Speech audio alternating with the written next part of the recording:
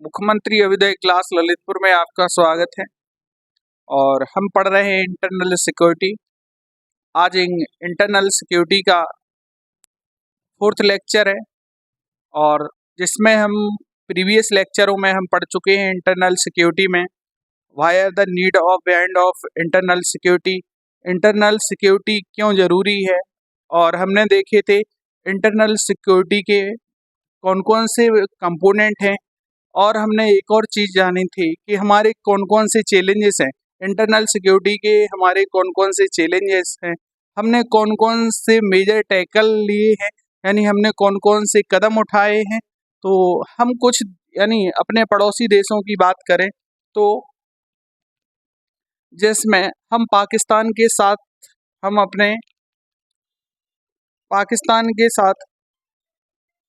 हम अपना जो रिलेशन है उसको डिस्कस कर चुके थे। और हम चाइना के साथ अपने रिलेशन को डिस्कस कर चुके थे। ठीक है, थोड़ा बहुत हमने नेपाल के बारे में भी बताया था कि नेपाल के साथ साथ जो हमारे कुछ डिस्प्यूटेड हैं, हमने कौन कौन सी मेजर चैलेंज हैं आने वाले यानी नेपाल की ओर से, और वो भी मैं बता चुका था, विवाद बता चुका था। ठीक है, ये सारी चीज़ें तो इन पिछली 3 क्लासों में मैं अपन इतना पढ़ चुके हैं। आज हम पढ़ेंगे बांग्लादेश के साथ भी हम पढ़ चुके हैं। बांग्लादेश के साथ कुछ बच्चों के कमेंट थे, पहले मैं उनके जवाब दे दूं। अब देखिए, कुछ लोगों के कमेंट में सवाल थे कि बांग्लादेश के साथ हमारा, तो देखो बांग्लादेश के साथ हमारा यानी देखा जाए तो यहाँ पे एक आइलैंड है जिसका नाम है न्यूमूर। क्या नाम है? एक द्वीप का नाम है न्यूमूर द्वीप। ठीक है, तो न्यूमूर द्वीप है ना, ये जो था ये कभी यानी सबमरीन हो जा मतलब सबमर्ज्ड हो जाता है, कभी निकल आता है। तो इससे क्या है, इंडिया और यानी बांग्लादेश के बीच में कई बार इसकी वजह से भी डिस्प्यूटेड बन जाता है। तो ये भी मैंने बताया था, नहीं बताया था, वो से भी एड ऑन कर लेना। और कई बच्चों ने ये बताया कि सर थोड़ा हमें यानी लिखा दीजिए करे सर, यानी नोट बनवा दिया करे।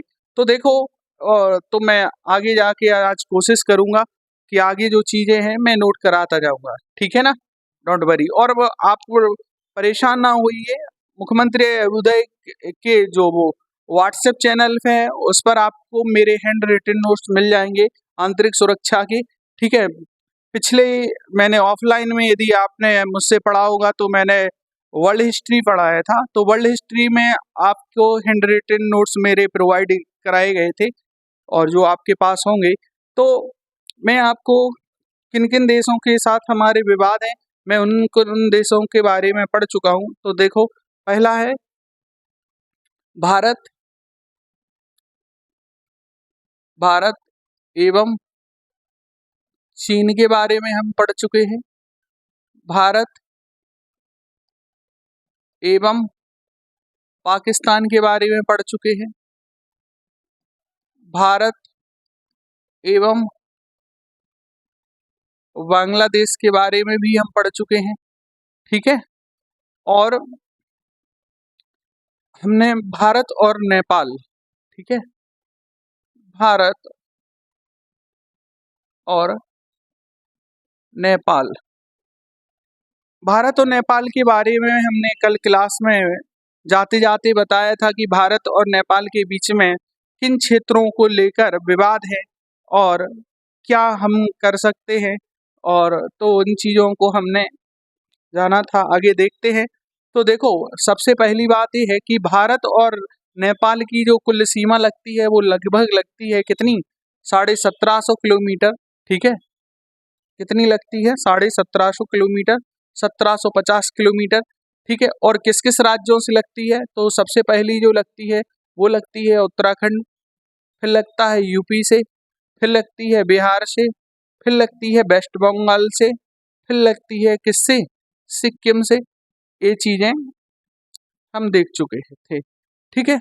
और मैं बात करूं हमारे विवाद कौन कौन से हैं, तो वो देखते हैं।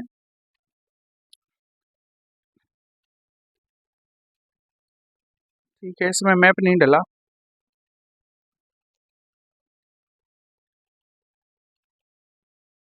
मैं यहाँ बता देता हूँ आपको।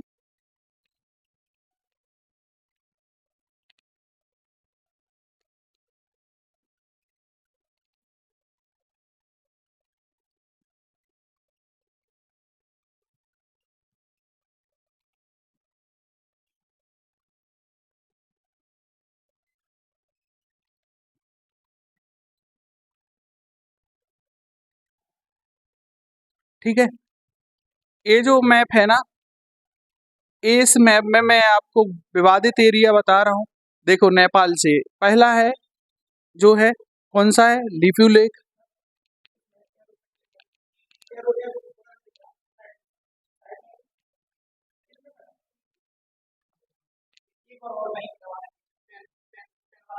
यहाँ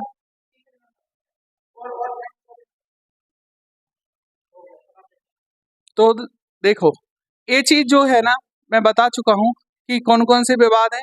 एक लिपू लेक, और दूसरा काला पानी, और तीसरा होगा ये जो दिख रहा है, लिम्पिया धुरा। क्या है, लिम्पिया। ठीक है, लिम्पिया धुरा। तो देखो, ये तीन जो है ना, भारत और नेपाल के बीच में विवादित एरिया है, यानी लिपू लेक, काला पानी और लिम्पिया धुरा। ठीक है। और इन सब चीजों को, एक क्या है कि एक नदी है, देखिए नेपाल से आने वाली नदी है जिसका नाम है काली नदी। क्या है, काली नदी। ठीक है, काली नदी जो है ना, वो इनिशियली फ्लो होती थी यहाँ से। प्रारंभ में जो काली नदी थी वो यहाँ से बहती थी, और अब जो वर्तमान में बह रही है, यहाँ से बह रही है। इसके अंदर भारत के भूभाग के कितने, 3 एरिया जो है ना, वो आ चुके हैं। ठीक है, 3 एरिया। ओवर हीट हो रहा।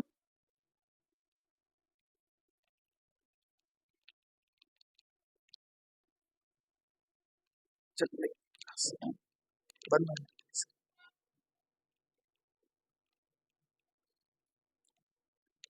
ठीक है, ये देखिए, लिम्पियाधुरा, काला पानी, लिपू लेक। तो मैं बता रहा हूँ कि इनिशियली हमारे इंडिया, यानी भारत और नेपाल की जो बाउंड्री थी, वो ए बाउंड्री थी। ये जो हमारी तय की गई थी एक 1816 में, एक ट्रीटी हुई थी जिसे बोलते हम सागौली की संधि।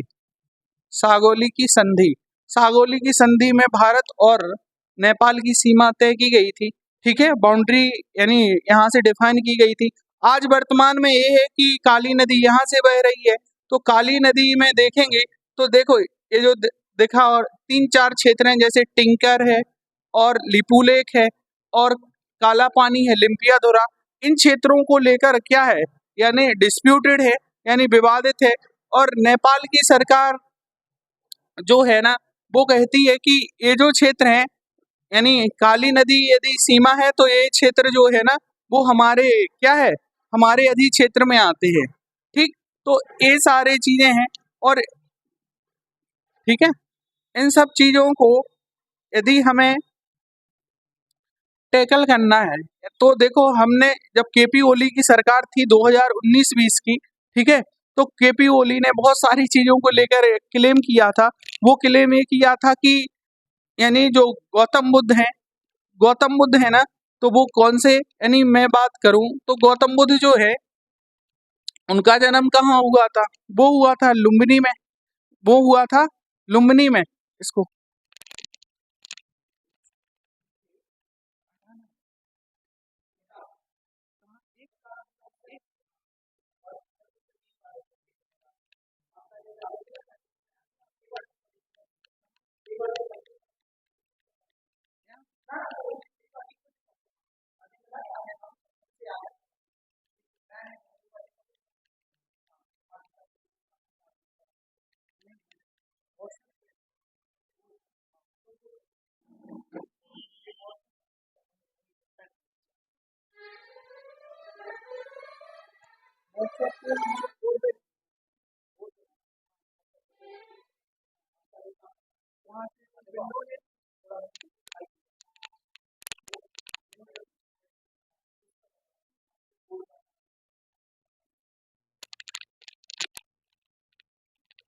ठीक है।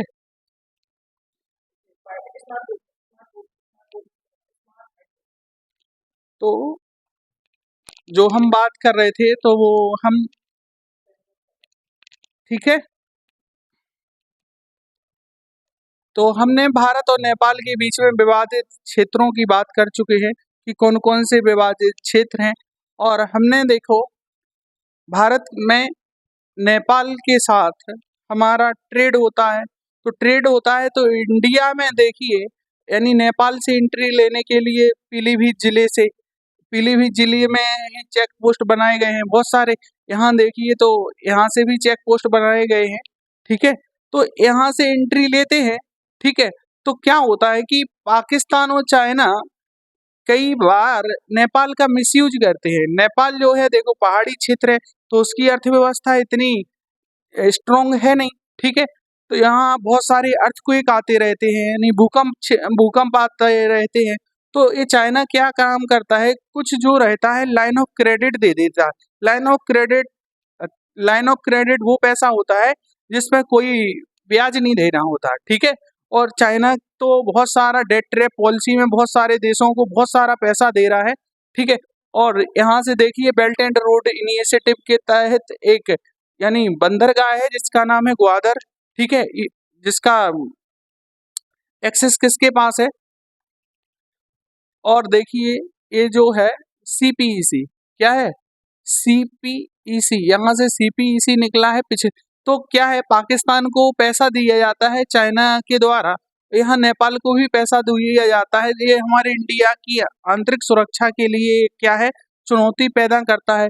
इससे क्या होता है कि पाकिस्तान क्या काम करेगा, पाकिस्तान इस मार्ग से सीपीईसी से लोग आएंगे इलीगली इमिग्रेंट होके नेपाल में एंट्री लेकर। अब देखो भारत और नेपाल की सीमा जो साझा होती है, वो साझा होने के साथ साथ ये होता कि हमारे 50 किलोमीटर सीमा तक, क्या 50 किलोमीटर सीमा तक हम क्या काम करते हैं कि हमारे यहाँ के लोग वहाँ जाते हैं और वहाँ के लोग कहाँ, भारत में आते हैं। और आपने देखा होगा कि यानी भारत में बहुत सारे नेपाली यानी जो सिटीजन है उनके लिए रोजगार का उपबंध किया हुआ है। तो उनके लिए क्या है, इंडिया में के आने के लिए क्या है, चैनल खुला हुआ है, क्या है, यानी माध्यम खुला हुआ है, जिससे कि वो लोग भारत में आते हैं। और वो लोग भारत में आते हैं तो कई बार क्या होता, पैसे दे के पाकिस्तानी है जो पाकिस्तानी लोग होते हैं, वो क्या काम करते हैं कि वो नेपाल की सिटीजनशिप को एक्वायर कर लेते हैं। और एक्वायर करने के बाद ये क्या काम करते हैं कि नेपाली सिटीजन का कार्ड दिखाकर वो इंडिया में प्रवेश ले लेते हैं। बोल लेते कि हम चाइना से इतने समय पहले आ गए थे, हम नेपाली सिटीजन हैं। तो इंडिया में इजीली उन्हें एक्सेस मिल जाता है, और इजीली एक्सेस मिल जाता है तो इसका वो लोग क्या करते हैं, मिसयूज करते हैं, ठीक है। तो इन चीज़ों को हमने पिछली क्लासों में क्या है, ये देखा था, ठीक है। और हम बात करें तो अब हम कुछ जो यानी इंटीग्रेटेड चेक पोस्ट बनाए गए हैं किसके साथ, नेपाल के साथ। तो उन्हें जैसे आप, एक सोनाली बॉर्डर है, क्या है, सोनाली बॉर्डर इंटीग्रेटेड, अगर पूछा जाए, पूछ लेगा कि पूछ लेगा भारत और नेपाल के बीच में इंटीग्रेटेड चेक पोस्ट कौन कौन से हैं, तो यूपी में मिलेगा सोनाली सोनाली, और दूसरे एक और मिलेगा जिसका नाम है रुपए दीहा। इसे मैं हिंदी में, अंग्रेजी में लिख देता हूँ,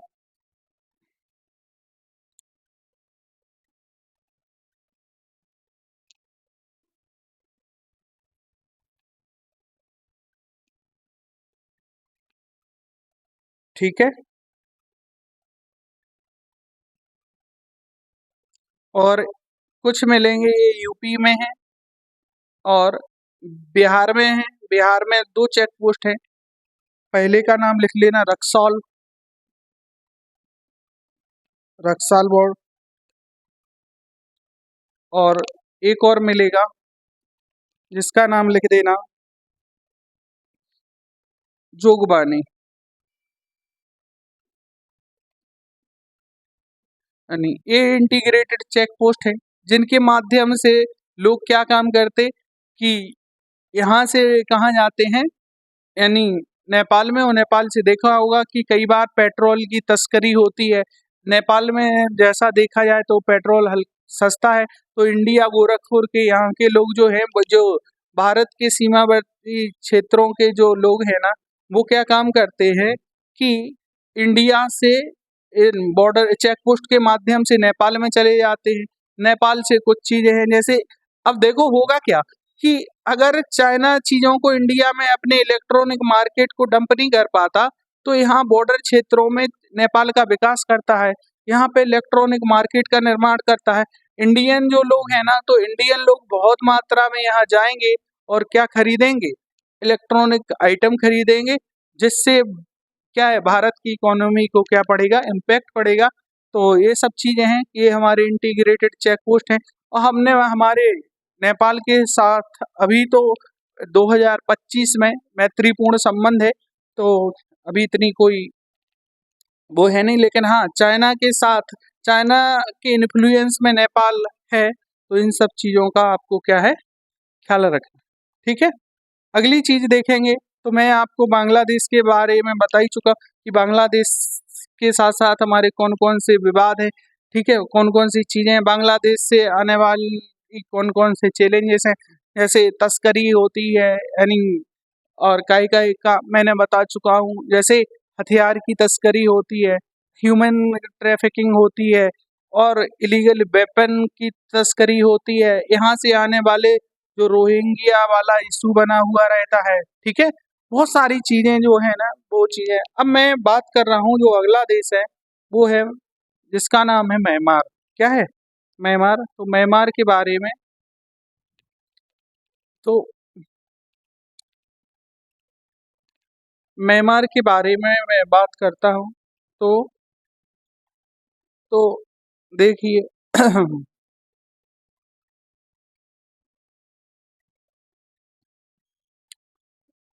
देखो पाकिस्तान हो गया, सॉरी, अपन ने पाकिस्तान पढ़ चुके हैं, चाइना पढ़ चुके हैं, नेपाल पढ़ चुके हैं, भूटान और चाइना के साथ हमारा कोई भी इंटीग्रेटेड चेक पोस्ट नहीं है, और भूटान के साथ हमारे मैत्रीपूर्ण संबंध है। तो भूटान के जो किंग हैं, अभी देखा होगा महाकुंभ में आए थे, तो ये चीज़ें हमारे मैत्रीपूर्ण संबंध है, ठीक है। अब बात करते हैं बांग्लादेश में, अभी देखो तख्ता पलट हो गया है शेख हसीना की सरकार का, ठीक है। अब देखेंगे तो ये क्या है, ये अगला देश है जो इसे म्यांमार। क्या है? म्यांमार। तो म्यांमार की बात करें तो म्यांमार के साथ हमारी कितनी भौगोलिक सीमा लगती है? भारत एवं म्यांमार, ठीक है। अब बात करेंगे तो देखिएगा, आप जब पढ़ेंगे तो इंडिया में आपने जब पढ़ा होगा तो म्यांमार एक भारत का हिस्सा था, ठीक है। भारत शासन अधिनियम 1935 के तहत, जिसे बर्मा बोला जाता था, भारत से अलग किया गया था, ठीक है। यदि आपने पढ़ा होगा हिस्ट्री में, तो भारत का एक अभिन्न अंग ही था कौन? नेपाल, ठीक है, सॉरी, नेपाल नहीं, म्यांमार भारत का क्या है, एक अभिन्न अंग था, जो अलग हुआ था कब, यानी भारत से अलग हुआ था 1935 के अधिनियम के तहत, यानी इंडियन गवर्नमेंट एक्ट, ठीक है, यानी भारत शासन अधिनियम, यानी 1935 के तहत ये अलग हुआ था। वर्तमान में कितनी बाउंड्री शेयर करता है? तो वो करता है यानी 1643 किलोमीटर, जो लगभग 1650 किलोमीटर के समथिंग है। हमारे देखिए कौन कौन से चैलेंज बने रहते हैं, किसके साथ? म्यांमार के साथ कौन कौन से चैलेंज हैं? तो देखो सबसे पहले है कि यहाँ पे देखेंगे तो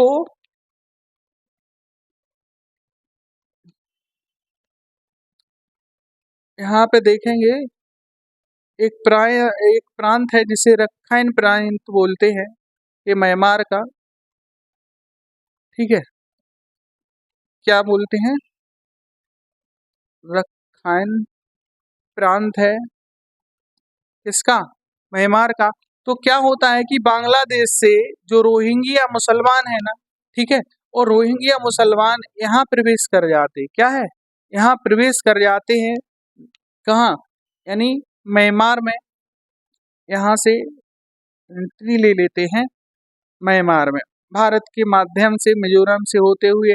और देखो डायरेक्टली सीमा भी लगती है किसके साथ,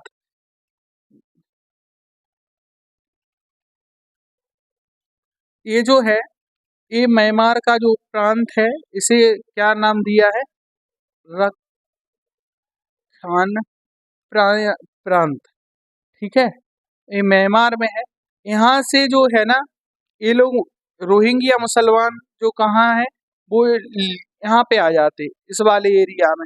अब देखेंगे तो बौद्ध, ये जो म्यांमार है ना, वो बौद्धिस्ट कंट्री है, ठीक है, बौद्धिस्ट कंट्री है। अब देखो, देखा होगा कि यहाँ पे कुछ चीजें हैं वो आईआर का पार्ट है, जैसे अफगानिस्तान में एक स्टेचू था किसका, गौतम बुद्ध का। तो यहाँ देखोगे तो वहाँ पे जो क्या नाम से तालिबानों ने तोड़ दिया था, तो इसका बदला लेने के लिए म्यांमार में कौन है, बौद्धिज्म, क्या है, बौद्धिज्म। तो बौद्धिज्म के लोगों ने यहाँ पे इन लोगों पे जिस प्रकार इन लोगों ने मुसलमानों ने गौतम बुद्ध की स्टेचू को तोड़ दिया, और वहां पे रहने वाले जो बौद्धिस्ट लोग हैं उनके साथ क्या है, हिंसा की। तो उसी प्रकार यहाँ पे म्यांमार में रहने वाले बौद्धिस्ट लोगों ने इन लोगों के प्रति क्या है, नफरत फैल गई, ठीक है, जिससे ये लोग यहाँ पे आना जाना करते हैं, तो ये क्या बन जाता है, यीशु बन जाता है। तो ये लोग क्या काम करते हैं कि भारत का सहारा लेते हैं, यानी भारत की भारत के अंदर जाते हैं, और भारत के अंदर जाने के बाद वो यहाँ से ना घुस पा के फिर वो जाते हैं, यहाँ देखोगे तो मिलेगा मिजोरम, क्या मिलेगा, मिजोरम, ऊपर जाओगे तो मिलेगा मणिपुर, ऊपर जाओगे तो नागालैंड। तो जो मैं बात कर रहा हूँ कि यहाँ कौन कौन से राज्य हैं, तो यहाँ है अरुणाचल प्रदेश, अरुणाचल प्रदेश, और ये जो है वो मिलेगा आपको नागालैंड, ये मिल जाएगा मणिपुर, और ये मिल जाएगा मिजोरम, ठीक है। और ये है बांग्लादेश। तो बांग्लादेश के रोहिंग्या क्या है कि देखो, म्यांमार में यहाँ तो फोर्स तैनात कर दी, भारत और म्यांमार के जो है ना, वो मैत्रीपूर्ण संबंध है। तो ये क्या काम करते कि भारत का सहारा लेके यहाँ से एंट्री लेते हैं, और ये रखाइन प्रांत में कौन मिलेंगे, रोहिंग्या मुसलमान। तो ये चैलेंज है, कौन कौन सा मैंने आपको बताया इशू है, ये रोहिंग्या वाला इशू है, ठीक। तो रोहिंग्या वाला इशू, ये रोहिंग्या यहाँ जब इनको भगाता है कौन, म्यांमार की सरकार इनको भगाती है, तो ये लोग दोबारा से फिर कहाँ इलीगली एंट्री लेंगे, यहाँ तो जा नहीं सकते हैं, क्योंकि यहाँ ये लोग बोल लेते कि क्योंकि यहाँ भी इनके साथ क्या होती है, हिंसा। तो ये लोग ये म्यांमार में जाते, म्यांमार से भागते हैं, तो फिर वो दोबारा कहाँ जाते हैं, इंडिया में। तो ये क्या है, रोहिंग्या वाला इशू, ठीक है। कौन कौन सी चुनौती है, तो पहली चुनौती मैं आपको बता चुका हूँ, ये है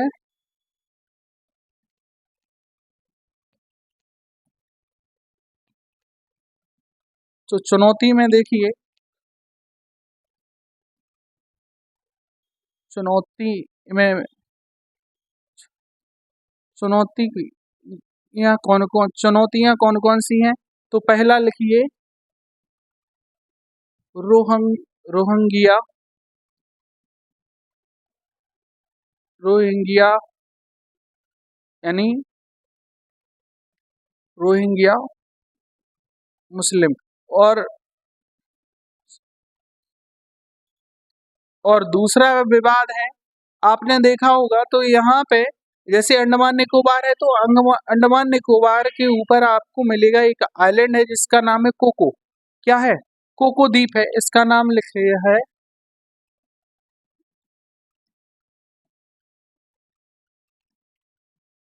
इस एक आइलैंड का नाम है कोको द्वीप। ठीक है, इसे अगाती आइलैंड भी बोलते हैं। क्या बोलते? अगाती आइलैंड भी बोलते। तो देखना, ये जो है ना भारत का, यहाँ पे एक द्वीप मिलेगा जिसका नाम है उत्तर में लैंडफॉल द्वीप। ये लैंडफॉल द्वीप के लगभग 40 किलोमीटर पास में मिलेगा। तो ये ने भारत और म्यांमार के बीच में एक चैलेंज है। क्या है? कोको द्वीप। कोको द्वीप। अब देखिएगा, एक और चैलेंज पैदा होता है। यहाँ पे म्यांमार का एक पोर्ट है जिसका नाम है सित्ते। सितवे वो पोर्ट है। ठीक है, एक पोर्ट है जिसका नाम है सितवे बंदरगाह, जिसका एक्सेस चाहता है कौन? चाइना। ठीक है, और चाइना इंडिया को काउंटर करने के लिए देखा होगा तो यहाँ पे एक पोर्ट मिलेगा जिसका नाम क्या है? हम्बनटोटा पोर्ट। ठीक है, देखो मैं आपको बता रहा हूँ कि पाकिस्तान में ग्वादर बंदरगाह है। ठीक है, पाकिस्तान में देखो, इसने पूरी की पूरी, यानी इंडिया को काउंटर करने के लिए चाइना ने पूरी एक, यानी द्वीपों की क्या बना दी? माला बना दी। कौन कौन सी? तो देखो, पाकिस्तान में मिलेगा, जब मैं आपको एक मैरी टाइम वो बताऊंगा मैं, तो उसमें आपको मैं बता दूंगा। ठीक है, कौन कौन से चैलेंज है। अभी ये देख लीजिए कि यानी सितवे पोर्ट को एक्सेस चाइना के लिए, कि देखो चाइना के माध्यम से चाइना का चाइना चाहता है कि मैं कुछ पैसा पे करके अपना यहाँ से इजीली क्या है, यहाँ से शिपमेंट अपना जो इम्पोर्ट एक्सपोर्ट है, कि मैं एक सितवे इसे बहुत सारा लाइन ऑफ क्रेडिट और इसे यानी डेट दे के ये जो पोर्ट है ना वो मैं कैप्चर कर लूँ, और यहाँ से और म्यांमार को बेल्ट एंड रोड इनिशिएटिव के तहत और डेट ट्रैप पॉलिसी में फंसा के और एक रोड यहाँ से डालकर हम क्या करें कि ये पोर्ट का एक्सेस ले लें, जिससे हमारा बे ऑफ बंगाल में क्या होगा? इन्फ्लुएंस बढ़ जाएगा, और बे ऑफ बंगाल में इन्फ्लुएंस बढ़ जाएगा जिसकी वजह से वह इंडिया पे क्या सर्विलांस भी कर पाएगा और काउंटर कर पाएगा। इसका भारत कड़ा विरोध करता है कि ऐसा नहीं हो सकता है। ठीक है, तो मैंने कोको द्वीप, सितवे बंदरगाह, ठीक है, और क्या है, क्या चीजें हैं कि अब देखोगे अगली स्लाइड में, यहाँ देखो तो ये जो म्यांमार है ना, म्यांमार, थाईलैंड और एक है कहाँ है, म्यांमार, थाईलैंड, लाओस, ये जो बनाते हैं इसे बोलते हैं हम क्या? Golden triangle. और गोल्डन ट्रायंगल ये जाना जाता है ओपीएम के लिए। किसके लिए? जैसे ओपीएम, जैसे हिंदी भाषा में बोलते अफीम। किसके लिए? अफीम के लिए जाना जाता है। तो यहाँ से जो है ना, अफीम इंडिया में तस्करी की जाती है। ठीक है, जिसे काला सोना बोलते हैं अफीम के लिए, यहाँ इसकी तस्करी की जाती है। और यहाँ पे आपको मैंने पाकिस्तान की साइड भी बताया था, जिसे हम बोल रहे थे गोल्डन क्रेसेंट। गोल्डन क्रेसेंट में हमने देखा था कौन कौन से देश थे, उसमें 3 देश थे। एक का नाम हमने बताया था पाकिस्तान, दूसरे का नाम था ईरान, ठीक है, और तीसरे का नाम था जिसे बोलते थे अपन अफगानिस्तान। ये लोग भी बहुत बड़े क्या है, मादक पदार्थों के उत्पादक हैं। तो इसको बोलते हैं हम गोल्डन क्रेसेंट, इसे बोलते हैं हम गोल्डन ट्रायंगल। तो ये क्या है, बहुत बड़े मादक पदार्थों के, हेरोइन, कोकीन। अब देखोगे तो इसी अफीम को रेंसेक करके और भी प्रोडक्ट बनाए जाते हैं, जिससे हेरोइन बनता है, कोकीन बनता है, जिसकी कीमत देखी जाए तो इंडिया में मार्केट में 1 ग्राम इक्वल टू है 6,000 रुपीज। ठीक है, इतना महंगा है और इसकी तस्करी की जाती है इंडिया में। ठीक है, अब क्या होता है कि इंडिया में म्यांमार के लोग यहाँ देखिए तो 16 तक आ जा सकते हैं। ठीक है, कितने? 16 किलोमीटर आ जा सकते हैं विथआउट एनी वीजा और यानी पासपोर्ट। यानी 16 किलोमीटर ये लोग यहाँ जाते ही रहते हैं और ये जाते जाते रहते हैं। इससे क्या होता है कि इंडिया के लोग जो है क्या जाएंगे, इंडिया के ट्राइबल लोगों का यूज किया जाएगा। ये किया जाता है, जो माफिया लोग होते हैं ना, इनके गुट होते हैं। यहाँ देखोगे तो नॉर्थ ईस्ट में अलग ही चैलेंज है। अभी देख रहे होगे मणिपुर में हम्म, विवाद चल रहा है पिछले 1-2 साल से। तो ये लोग विवाद क्यों कर रहे हैं? कुछ कारण यही है कि ये जो है ना, इन चीजों से क्या रहते हैं, इन्फ्लुएंस रहते हैं। यहाँ बहुत सारे नॉर्थ ईस्ट के जो चैलेंज है, अगले लेक्चरों में अपन पढ़ेंगे। उत्तर पूर्वी राज्यों से संबंधित चुनौतियां, तो उनमें जब हम पढ़ेंगे तो देखेंगे यहाँ बहुत सारे समूह मिलेंगे आपका। तो देखेंगे तो क्या होता है कि ये 16 किलोमीटर जाते हैं, तो यहाँ से क्या है कि ये जब यहाँ आएंगे और ये लोग यहाँ जाएंगे, ठीक है। तो ये लोग क्या है साथ में किए क्या ले जाते हैं, इन्हीं चीजों की क्या करते, तस्करी करते हैं। तो ये चीजें भारत के लिए क्या काम, क्या पैदा करती हैं, चैलेंज पैदा करती हैं, ठीक है। दोबारा वहीं आते हैं। तो इस ये हमने म्यांमार से रिलेटेड चीजें बता चुका हूं मैं आपको, कौन कौन से विवाद हैं और विवादों को सुलझाने के लिए हम क्या कर सकते हैं। देखो, वो इशू पूरे के पूरे वही इशू है। इसके माध्यम से चाइना क्या काम करता है कि चाइना यहाँ पैसा डंप करेगा, यहाँ जो इंसर्जेंस ग्रुप है उनके लिए क्या काम करेगा, पैसा प्रोवाइड कराएगा। जब पैसा प्रोवाइड कराएगा तो वो एंटी इंडिया क्या है, एंटी इंडिया एलिमेंट क्या है, बहुत ज़्यादा क्या होंगे, इन्फ्लुएंस होंगे। तो इन सब चीज़ों का भारत की आंतरिक सुरक्षा पर क्या जाएगा, निगेटिव इम्पैक्ट जाएगा, चैलेंज पैदा होगी। और बात करें तो म्यांमार और भारत के बीच में जो सेना यहाँ पे बॉर्डर पर एक जो इसको मैनेज करती है, यानी सुरक्षा बल होता है, उसे हम क्या बोलते हैं, उसको हम बोलते हैं असम राइफल। क्या बोलते, असम राइफल, ठीक है। तो इन सब चीज़ों का आपको याद रखना है और हम क्या क्या टेकन ले सकते हैं। तो यानी हम यहाँ पे इंटीग्रेटेड चेक पोस्ट लगा सकते हैं। और एक बहुत बड़ी चैलेंज है, आप देखिए, जो अन्य देशों के साथ नहीं है वो यहाँ है। यहाँ देखो क्या है कि नॉर्थ ईस्ट में आपने यदि ज्योग्राफी में पढ़ा होगा तो यहाँ मिलेंगे ट्रॉपिकल एवरग्रीन फॉरेस्ट। क्या मिलेंगे, ट्रॉपिकल एवरग्रीन फॉरेस्ट, जिसे हिंदी भाषा में बोलते हैं उष्णकटिबंधीय सदाबहार वन। क्या बोलते, उष्णकटिबंधीय सदाबहार वन। तो उष्णकटिबंधीय सदाबहार वन में आपको देखा होगा बहुत घने जंगल होंगे। क्या होंगे, बड़े बड़े पेड़ होते हैं, आपने इनकी लंबाई अधिक होती है, लंबाई अधिक होगी। तो यहाँ पे क्या है कि हमें पेट्रोलिंग करने में, और आपने देखा होगा कि नॉर्थ ईस्ट में बहुत ज्यादा बारिश होती है, बारिश होगी और पेड़ यहाँ पे बहुत घने जंगल होंगे। तो इस घने जंगलों में बहुत सारे जीव जंतु पाए जाएंगे, जो क्या है, जो है यहाँ पे पेट्रोलिंग करने में क्या है, एक चुनौती या बाधा उत्पन्न करते हैं। तो ये भी एक क्या है, चैलेंज बना हुआ रहता है, ठीक। तो हम क्या काम कर सकते हैं इसको निपटाने के लिए। हम क्या यहाँ एक जो मचान है उनका निर्माण कर सकते हैं, ठीक है। मचान बोले तो जो मचान कुछ नहीं होता है, एक तरीके से एक ऊंची, जैसे आप लोगों ने इंडस्ट्री में देखा होगा कि एक चार पिलर से एक इस तरीके से क्रिएट कर दी जाती है, इसके ऊपर एक इस तरीके से एक रूफ बना दी जाती है, यहाँ पे एक साउंड सिस्टम लगा दिया जाता है। बाय द वे यहाँ बाउंड्री के अंदर कोई आता है तो इस माइक से ये लोग आवाज दे देते हैं कि यहाँ से दूर रहिए, एक चेतावनी प्रोवाइड कर देते हैं। और ये जो ऊंचा रहता है इसे बोलते हैं मचान, ठीक है। जिसे अगर बोलें तो नाका, क्या नाका अलग चीज होती है, ठीक है। तो हम ऊंचे ऊंचे क्या बना सकते हैं, बॉर्डर आउटपोस्ट बना सकते हैं और इंटीग्रेटेड चेक पोस्टों का क्या कर सकते, निर्माण कर सकते हैं। और हम यहाँ पे फेंसिंग कर सकते हैं, बाड़ लगा सकते हैं।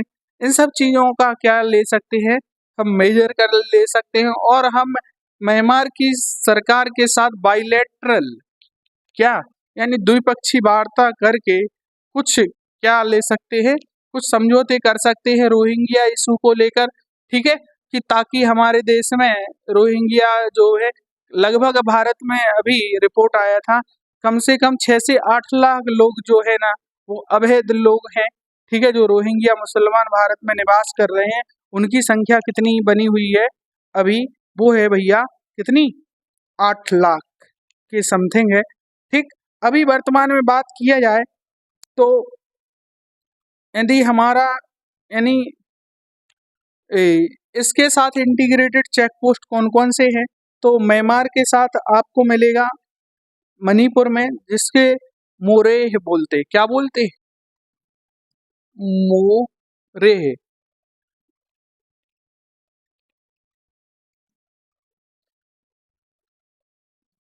तो मैं आपको चुनौतियां बता चुका हूं, हम क्या क्या मेजर ले सकते हैं ये भी।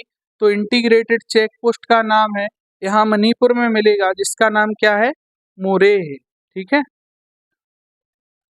ये मिलेगा, इसका नाम है मोरेह। ये इंटीग्रेटेड चेक पोस्ट है, जहाँ से हमारा क्या होता है, यहाँ से यानी व्यवसाय होता है, और यहाँ से ये चीजें हम लगभग मोटा मोटा भारत की आर्थिक सॉरी भारत की जो आंतरिक सुरक्षा संबंधी, बॉर्डर संबंधी जो चुनौतियां थी, उनके लिए हम पढ़ चुके हैं। भूटान के बारे में, भूटान का जो बाउंड्री है, देखिए एक मिनट,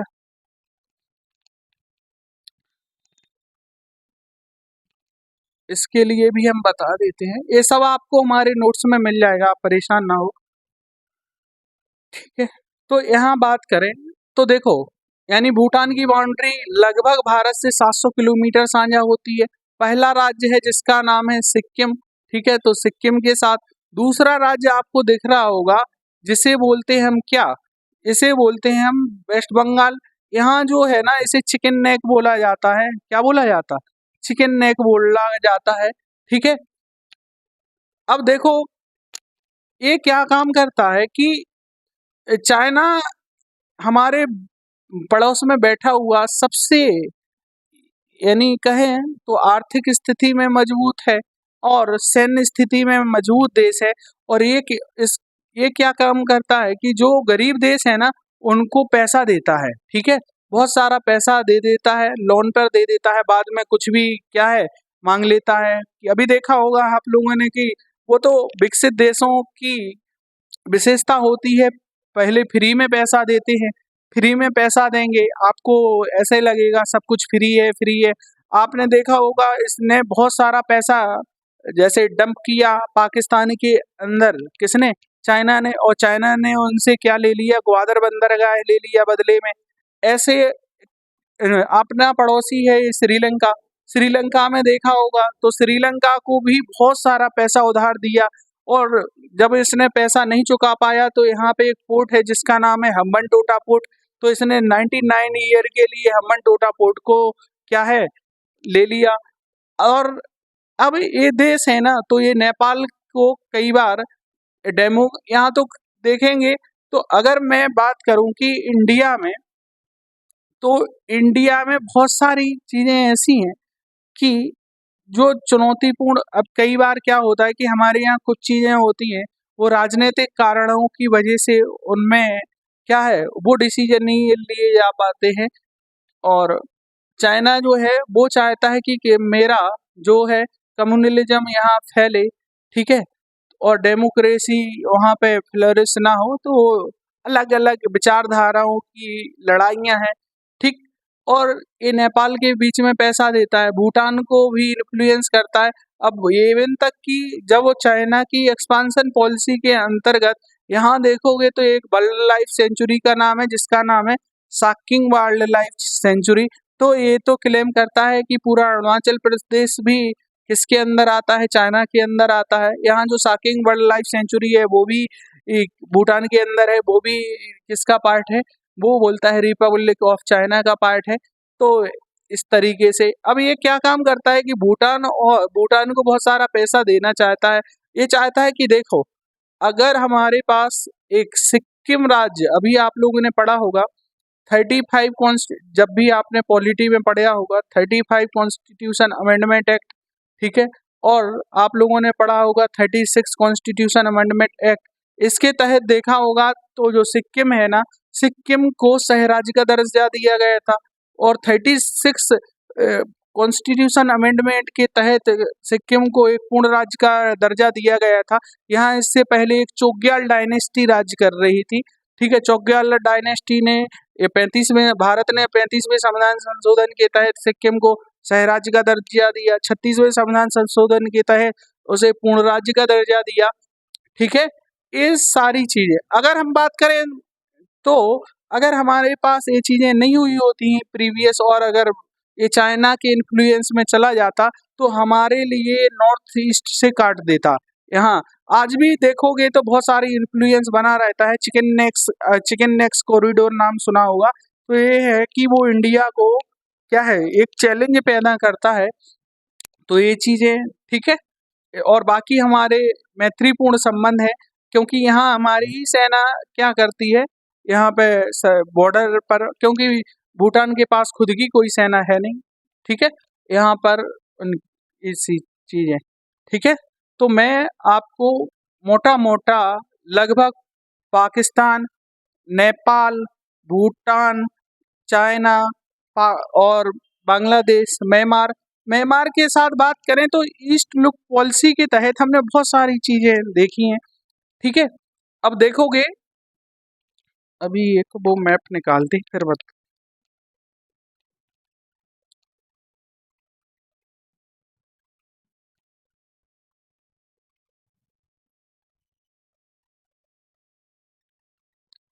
ठीक है,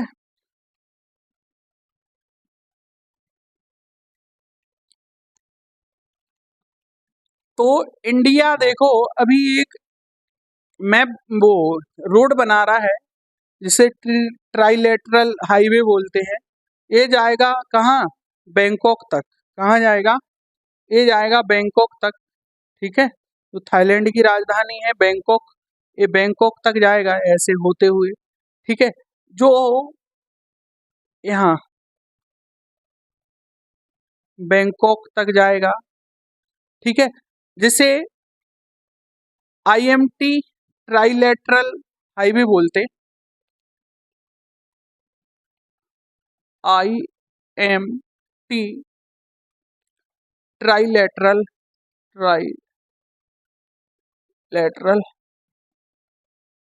हाईवे, जिसे IMT का मतलब है इंडिया, म्यांमार, थाईलैंड, और ट्राइलेटरल का मतलब है त्रिपक्षीय हाईवे, जो किससे कनेक्ट करेगा, इंडिया और म्यांमार और थाईलैंड को कनेक्ट करेगा। आगे जाके हम बात करने वाले हैं कि ये जो है ना कंबोडिया, वियतनाम, क्योंकि देखो इसका विरोध ये कर देता है कि वियतनाम को ये लोग क्या है कि चाइना ये कहता है कि it is a part of Republic of China. ठीक है, जो वियतनाम है ना वो किसका पार्ट है, वो है चाइना का हिस्सा। तो ये विवादित है। ठीक है, इस तरीके से एक अब देखोगे तो एक और चीज है आपको ईस्ट लुक पॉलिसी के तहत यहाँ पे एक काला दान, क्या है, काला दान।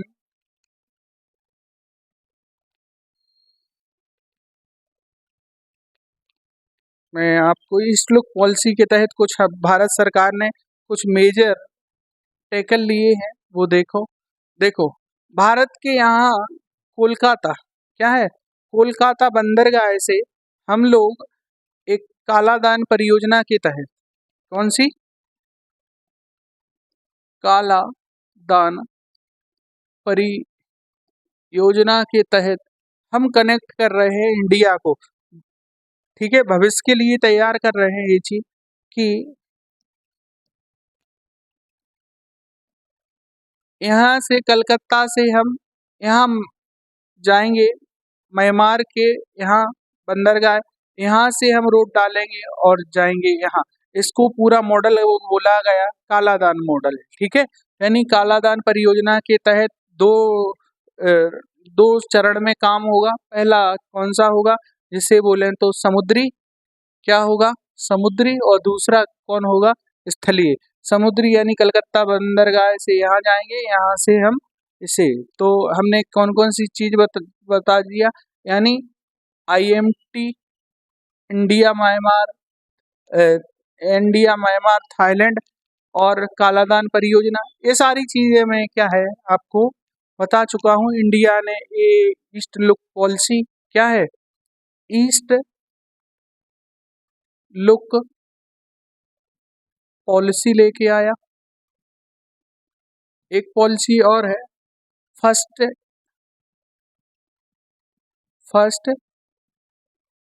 ईस्ट लुक, यानी इन तो इस पॉलिसी की शुरुआत जो हुई थी वो 1992 नरसिम्हा राव की सरकार में, लेकिन इसको बहुत अच्छे से मैनेज किया जब NDA की गवर्नमेंट आई 2014 से। इस पे काम, यहाँ भी काम हुआ है, लेकिन इस पे सबसे ज़्यादा काम हुआ जब यानी NDA की गवर्नमेंट आई, यानी मोदी सरकार आई, तो इसने म्यांमार के साथ, ठीक है, यानी वार्ता के साथ हमने जैसे IMT को कनेक्ट करने की बात की, कालादान परियोजना का भी विकास कर रहे हैं, और हमने सार्क पे फोकस ना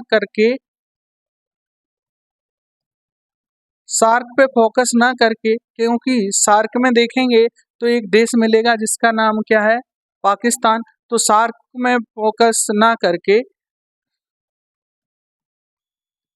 जैसे हम फोकस कर रहे हैं बिमस्टेक, ठीक है, बिमस्टेक पर, क्योंकि इसमें पाकिस्तान है, तो पाकिस्तान क्योंकि हर जगह एक चैलेंज पैदा करता है, तो हम किस पर फोकस कर रहे हैं, बिमस्टेक पर, ठीक है। तो इन सब चीज़ों को क्या है, आप लोगों ने इंटरनेशनल रिलेशन में पढ़ा होगा, IR में, तो ये सारी चीज़ें, कुछ चीज़ें जैसे east look policy, first east look policy और IMT, कालादान, सार्क, इंडिया, आपको मेंस का एक क्वेश्चन आ जाएगा, इंडिया क्यों सार्क की वजह बिमस्टेक को ज़्यादा प्रेफरेंस दे रहा है, यानी यानी दक्षेस बोलते शायद इसे हिंदी में, क्या बोलते, दक्षेस, हिंदी पता कहाँ गया, ठीक है, इसे सार्क इसे बोला जाता है, हाँ, दक्षेस क्या है, दक्षेस, और ये बिमस्टेक है। तो एक क्वेश्चन आप लिख के लाना 150 वर्ड्स में, ठीक है, इस शॉर्ट आंसर लिख के लाना। भारत, लिखिए क्वेश्चन लिखिए, भारत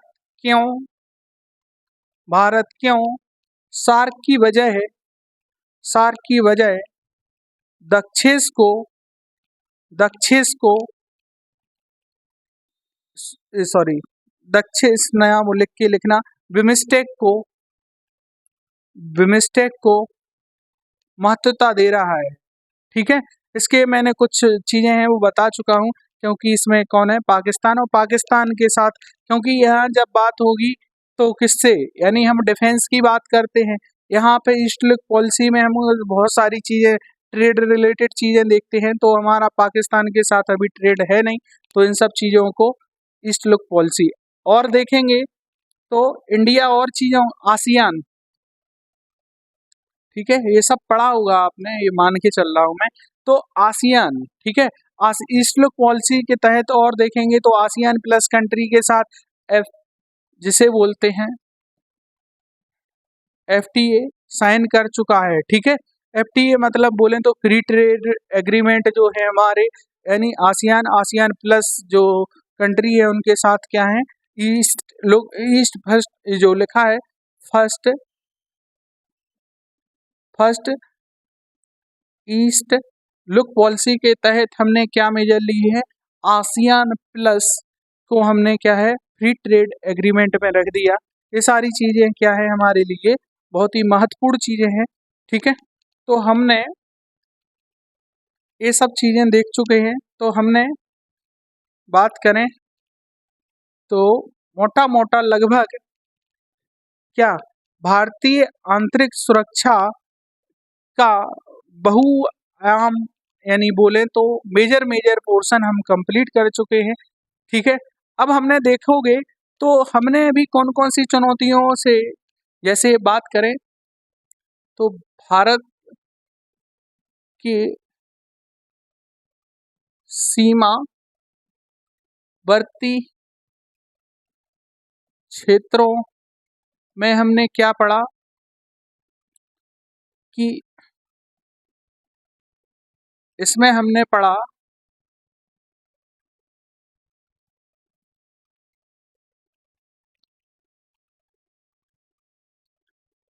भारतीय सीमावर्ती क्षेत्रों में हमने पढ़ा, क्या पढ़ा कि सीमा प्रबंधन, क्या सीमा प्रबंधन, सीमा प्रबंधन, सीमा प्रबंधन में हमने क्या पढ़ा कि सीमा प्रबंधन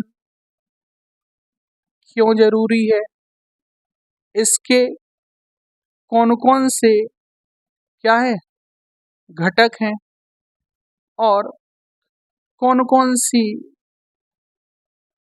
चुनौतियां हैं, कौन कौन सी चुनौतियां हैं, और हमने पढ़ा हमने कौन कौन से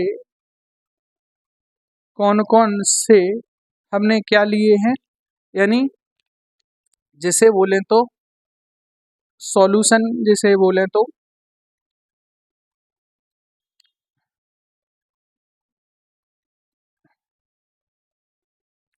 सॉल्यूशन, हिंदी में मुझे वर्ड नहीं आ रहा, जो भी हो, ठीक है। ये तो सीमा प्रबंधन से रिलेटेड पढ़ा। सीमा प्रबंधन से संबंधित हमने जाना, क्या जाना कि कौन से देश के साथ कौन से कौन कौन से देश के साथ भारत की भारत की भारत की कौन सी सुरक्षा सुरक्षा बल क्या है तैनात है। तो इसको देखा था कि हमारे कौन कौन से चार पुरुष मिलेंगे, तो मैंने बताया था कौन कौन सा। तो सबसे पहले मैंने बात की थी बीएसएफ की, तो बीएसएफ के लिए मैंने क्या बताया था, पाकिस्तान और मिलेगा बांग्लादेश, इसमें प्लस आर्मी भी रहती है, ठीक है, ध्यान रखना बीएसएफ के साथ साथ। और मैंने बताया था एसएसबी, एसएसबी ये बॉर्डर सिक्योरिटी फोर्सेस, सीमा सुरक्षा बल, ये सशस्त्र सीमा बल। सशस्त्र सीमा बल कहाँ मिलेगा, नेपाल और भूटान, नेपाल और भूटान। और फिर मैंने बात की है आपसे एक जो मिलेगा जिसका नाम क्या है, आईटीबीपी। आईटीबीपी की मैंने जो बात की थी वो किसके साथ, वो की थी मैंने चीन के साथ। फिर मैंने जो एक और चीज़ देखी थी, वो चीज़ कौन सी थी, वो थी भैया आपकी आसाम राइफल। कौन सी, आसाम राइफल्स, जिस जो किसके साथ मिलेगी, म्यांमार के साथ। ये सब चीज़ें हम सुरक्षा एजेंसी की बात कर चुके थे। फिर हमने देखा था आगे क्या चीज़ देखी थी कि हमारे कौन कौन से देश के साथ क्या क्या चुनौतियां हैं। हम लिखें सीमावर्ती देशों के साथ साथ कौन कौन सी चुनौतियां हैं, कौन कौन सी चुनौतियां हैं। तो इसमें हमने देखा था लगभग सभी देशों के बारे में बात करेंगे तो एक क्या है, अवैध प्रवास, अवैध प्रवास। और अगली चीज देखी थी हमने, यानी हथियार, हथियार और ड्रग्स और मानव, और अब तो एक और नई चीज आ चुकी है जिसे क्या बोलते हैं, ह्यूमन ऑर्गन। ठीक है, ह्यूमन ऑर्गन की भी क्या होती है, तस्करी। ठीक है, जैसे और बोलें तो पशु, पशु को क्या बोलते हैं, कैटल, कैटल को मवेशी, मवेशी की तस्करी। भारत में जाली करेंसी, जाली नोट, जाली करेंसी, जाली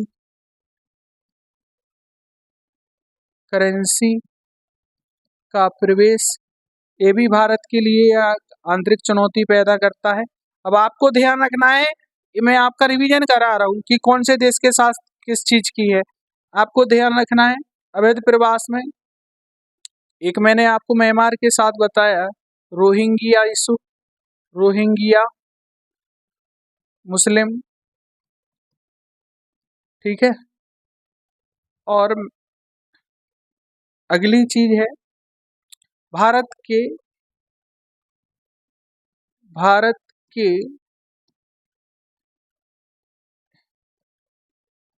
पड़ोसियों, पड़ो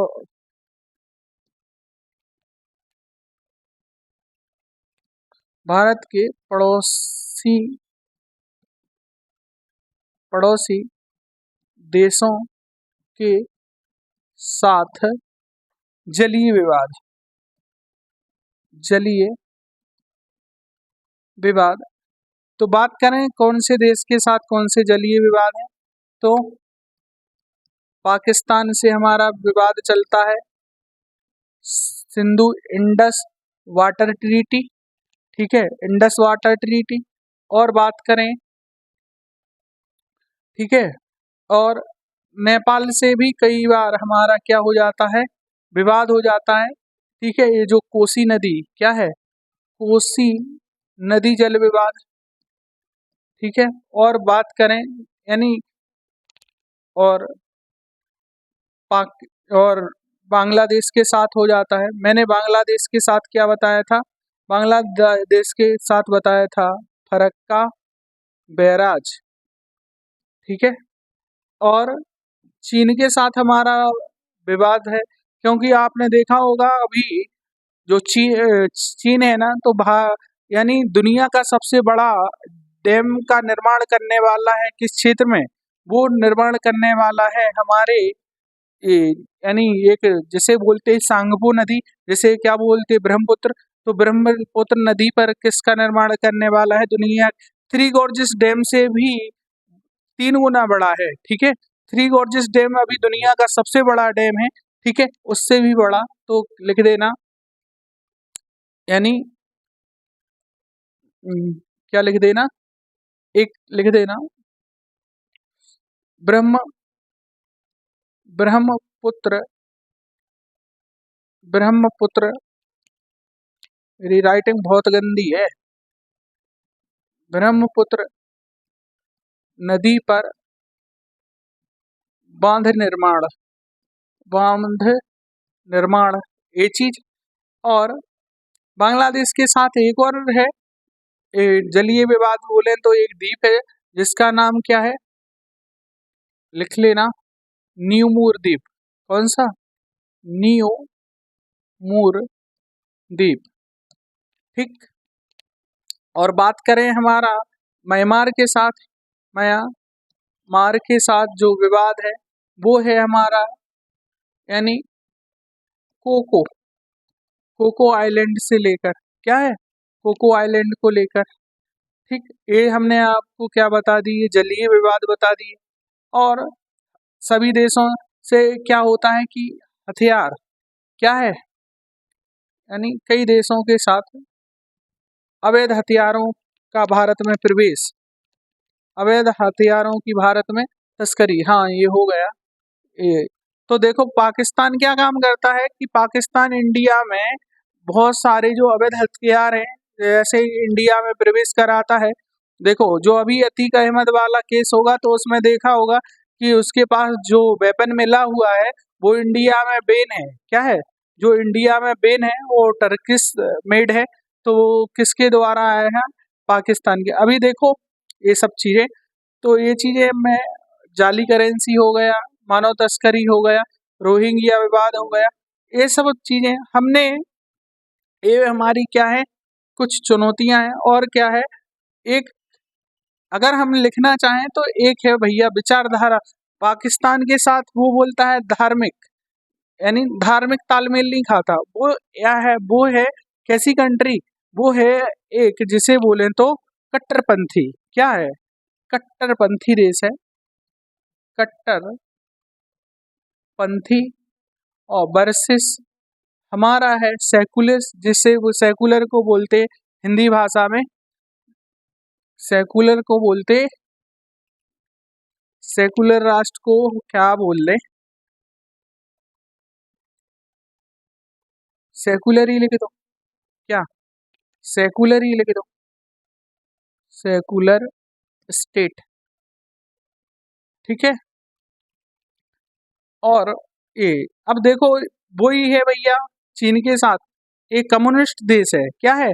कम्युनिस्ट वर्सेस सेकुलर। तो ये क्या है, विचारधाराओं का क्या है, ये सब चीजें हैं। और हमारे देखोगे तो ये दो चीजें पैदा उत्पन्न करती हैं बहुत सारे हमारे बगल में। देखा जाए तो इंडिया का ये मैप है। क्या है? इंडिया के मैप के,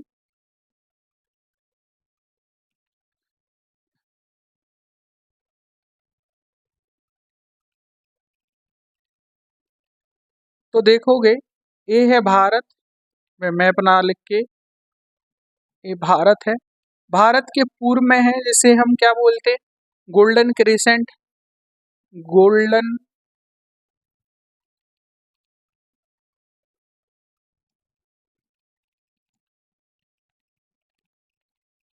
इससे बोलते हम, जिसे बोले तो गोल्डन क्रिसेंट, जिसमें कौन कौन से ये मादक पेय पदार्थों की सप्लाई डंपिंग करेंगे इंडिया में, तो ईरान, ईरान, पाकिस्तान और अफगानिस्तान, यहाँ मिलेगा जिसे बोलें तो गोल्डन ट्रायंगल, जिसमें 3 देश मिलेंगे। पहला मिलेगा म्यांमार, दूसरा मिलेगा लाओस, तीसरा देश मिलेगा जिसका नाम है थाईलैंड। ठीक है। ये कौन से हैं, यानी यहाँ से इंडिया में क्या होती है ड्रग सप्लाई, जिसकी वजह से हमारा यूएस की चपेट में आता। ये हमने बहुत मोटी मोटी चुनौतियाँ क्या है हमने कर ली। और इसके बाद देखेंगे तो हमने और भी चीज़ें हैं जिन्हें बात करें, और कौन कौन सी चुनौतियां हैं अब देखेंगे। हमने कौन कौन से समाधान लिए, क्या लिए, समाधान, समाधान लिए हमने, हमने क्या है समाधान कौन कौन से लिए, तो द्विपक्षीय वार्ता का सहारा लिया। ठीक है। जैसे सिंधु नदी जल विवाद से निपटने के लिए इंडस वाटर ट्रीटी की गई 1960 में। ठीक है। और देखा होगा कि लाइन ऑफ एक्चुअल कंट्रोल से निपटने के लिए हमने 1993 में एक एलईसी कमीशन बनाया था। ठीक है। इससे कि ताकि हमारे यहाँ कुछ ऐसा तो इनको भी हम क्या है द्विपक्षीय वार्ताओं के तहत, ठीक है, जैसे इंडस, यानी इंडस वाटर ट्रीटी 1960, ठीक है, 1960। और बोले तो यानी एलएसी कमीशन, यानी ये 1993 में हुआ था। ठीक है। द्विपक्षीय वार्ता हर देश के साथ, और अगर मैं बांग्लादेश के साथ करूं, ये किसके साथ है, ये है पाकिस्तान, ये किसके साथ है, चाइना, चाइना। और अगली चीज की मैं बात करूं तो वो मिलेगा जैसे 100 कॉन्स्टिट्यूशन अमेंडमेंट एक्ट 2015, यानी और बोले तो 119 कॉन्स्टिट्यूशन अमेंडमेंट बिल 2013 के द्वारा 2013 के द्वारा ये बिल आया था 2013 में, और ध्यान रखना ये पारित हुआ था 2015 में। इसमें क्या हुआ था कि इंडिया के जो 51 कॉन्क्लेव, किसके, इंडिया के, INDIA, इंडिया के जो 51 इनक्लेव थे, वो कहाँ थे, वो थे भैया हमारे बांग्लादेश के अंदर। कहाँ, बांग्लादेश के अंदर, जिसका एडमिनिस्ट्रेशन कौन कर रहा था, इंडिया। कितने, 51 जो इनक्लेव थे वो थे बांग्लादेश के अंदर। और बांग्लादेश के जो 111 जो इनक्लेव थे वो थे इंडिया के अंदर, जिनका मैनेजमेंट, तो इसको हमने क्या किया था कि ये हमने क्या किया था, इंटरचेंज किया था इनके द्वारा, ठीक है, इंटरचेंज किया गया था। ठीक, आप लोगों ने एक विवाद पढ़ा होगा, बेरोजगारी वाद 1960 का केस है, ठीक है, जब पाकिस्तान, जब तो किसका, बांग्लादेश का जन्म ही नहीं हुआ था, बांग्लादेश का जन्म हुआ था 1971 में, ठीक है, और भारत के सहयोग से ही क्या है, इसका निर्माण हुआ था। ये चीजें आपको पता होगी, इंदिरा गांधी की सरकार थी, ठीक है, ये चीजें, तो वो चीजें क्योंकि पाकिस्तान के साथ चली जाएंगी 1960, बेरूबारी बाद 1960, तो ये चीजें हमने क्या है, कई देशों के साथ द्विपक्षीय वार्ताएं की, इनके साथ हमने अपने कुछ समझौते, कुछ चीजें रिजोल्व की हैं। तो मैंने आपको मोटी मोटी चीजें आपको बता चुका हूँ कि देखो, इंडस वाटर ट्रीटी हुई, और भी हमने क्या काम किया कि 1993 में एक कमीशन आया, इसके बाद ये चीजें जलीय विवाद, और भी बहुत सारे, शिमला समझौते की बात करें तो शिमला समझौता हुआ, लिखना चाहो तो इसके साथ शिमला, ठीक है, शिमला कॉन्फ्रेंस, ये भी सक्सेसफुल नहीं है, चलो खैर, ये चीज, ये तो हमने की है द्विपक्षीय वार्ताएं। इसके बाद यदि हम बात करें और कौन कौन से हमने, तो कौन कौन सी चीजें हमने की, तो पहली चीज देखोगे तो हमने क्या है कि फेंसिंग की, क्या की, यानी फेंसिंग की। अब मैं देखो हिंदी लिख नहीं पा रहा हूँ, तो क्या है कि मैं अंग्रेजी में लिख रहा हूँ, ठीक है, तो अब देखोगे मैंने पिछले कई स्लाइडों में मैंने हिंदी का प्रयोग नहीं किया, तो आप थोड़ा ख्याल रख लेना, क्योंकि मेरी हिंदी ना बहुत बिल्कुल पाकिस्तान की ऐसी अर्थव्यवस्था जैसी है, चरमराई हुई है, ठीक है, तो ख्याल रखना, तो मैं थोड़ा इसका, आप लोग मैनेज कर लेना। बाकी आपको जो हमारे नोट्स रहेंगे वो तो आपको किस में मिलेंगे, वो तो आपको प्रॉपर हिंदी में हैंड रिटन नोट्स हैं। क्या है कि मैं जो नोट्स बनवाता हूँ मैं खुद नहीं बनाता हूँ, ठीक है, मैं एक क्या है, एक राइटर, वो एक व्यक्ति को जो है उसे मैं एक जो इसे,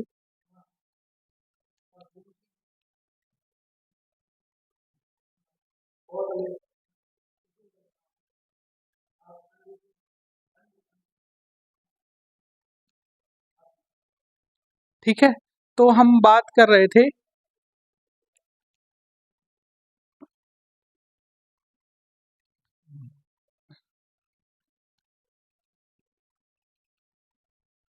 तो हम बात कर रहे थे कौन कौन से हमने, तो हमने द्विपक्षीय वार्ता के तहत ये चीज़ें देख चुके हैं।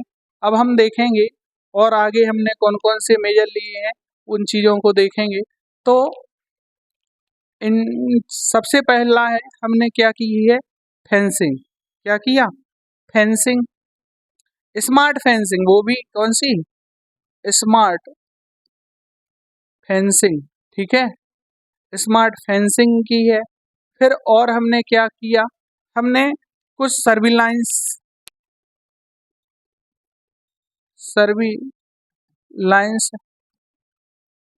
सैटेलाइट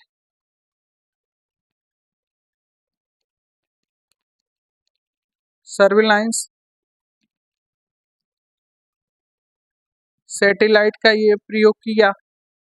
आईआर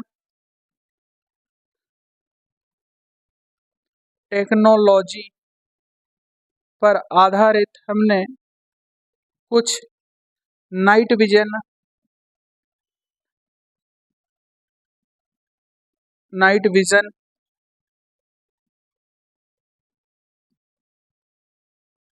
कैमरेस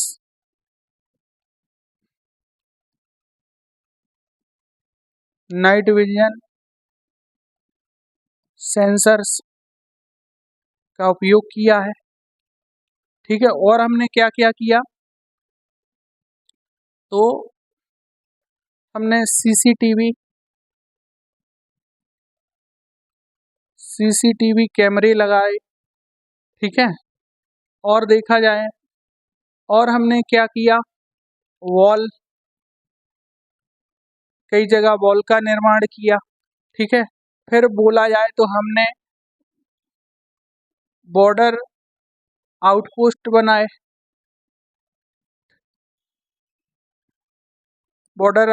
बनाए, और हमने क्या काम किया,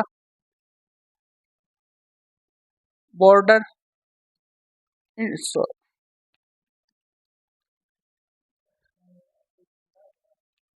ठीक है, चलो, इंटीग्रेटेड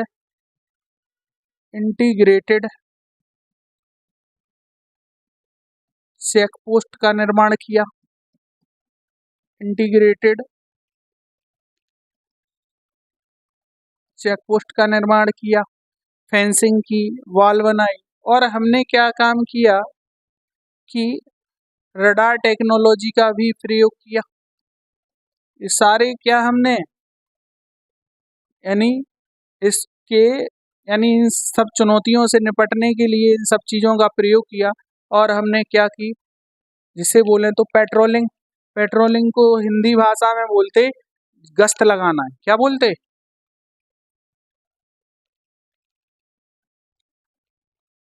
पेट्रोलिंग किया। और पेट्रोलिंग के साथ साथ हमने अपनी आर्मी को नाइट विजन गॉगल्स, क्या नाइट विजन गॉगल्स भी दिए। टच हो जाए,